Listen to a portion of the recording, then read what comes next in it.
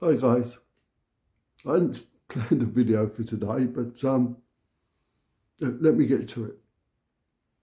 I've literally just got in well back 10 minutes ago. I've been out working with a client this morning. I'm not up in the office today, I'm down in the lounge with the Cassie and Rolo beside me. But I felt really that I just needed to try and share some information with you. I've just, as I said, got back from working with a client this morning on a new short course. It was our first session. Now, the reason that they contacted me was potentially quite a serious one. Unfortunately, they have fallen foul, if you like, of the law regarding their dog and their dog's behaviour. But it might surprise some of you that this was not actually out in public. It wasn't in the park or in the street. It was actually in their own home. And the behaviour that caused them the problem was an overzealous, overexcitable, I would describe as over-friendly dog greeting people at the front door, which led to a complaint from a courier back to his company and a subsequent complaint to the authorities. Now,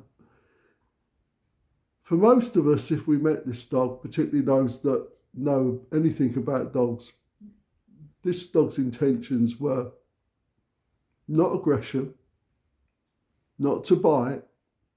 Well, I'll come back to that. They certainly weren't to bite out of malice or to cause injury, in my opinion. However, in its excitement, this dog has a habit of jumping up and mouthing, particularly grabbing hold of clothing. And it's this exact behaviour, unfortunately, that caused the owner to have a visit from the local authorities. Luckily for them, the police officers that arrived were both, let's say, dog educated and savvy. Not all are. And they could clearly understand that this dog actually meant no malice. However, they did stress to my client the legal ramifications of their dog's behaviour. And it's those ramifications that can be very, very serious. And unfortunately, a lot of people don't realise that it only takes a complaint. The dog's behaviour can be in your home. It doesn't need to be in public.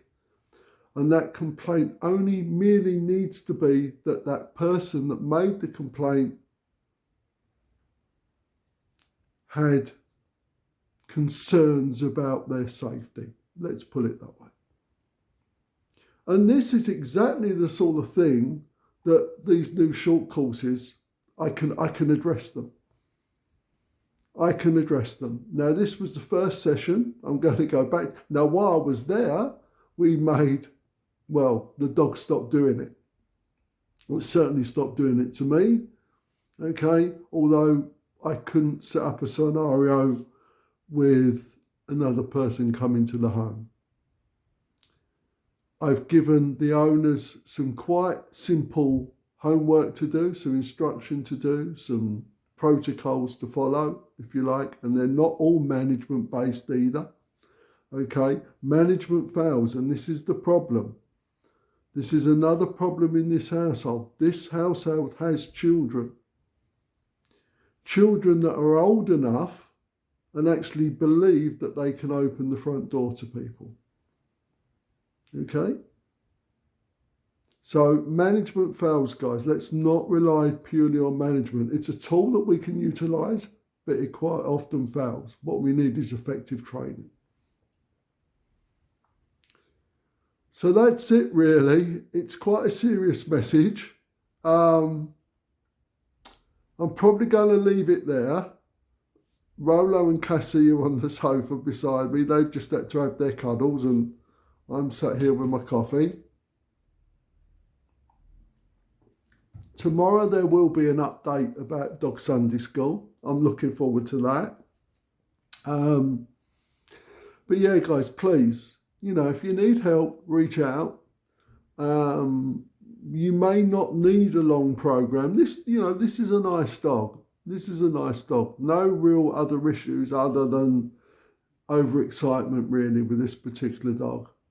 And oh, by the way, he's not much bigger than Cassie and Rolo. It's not about the size of the dog, whether people will make a complaint or not, about whether they're concerned with their safety. Okay?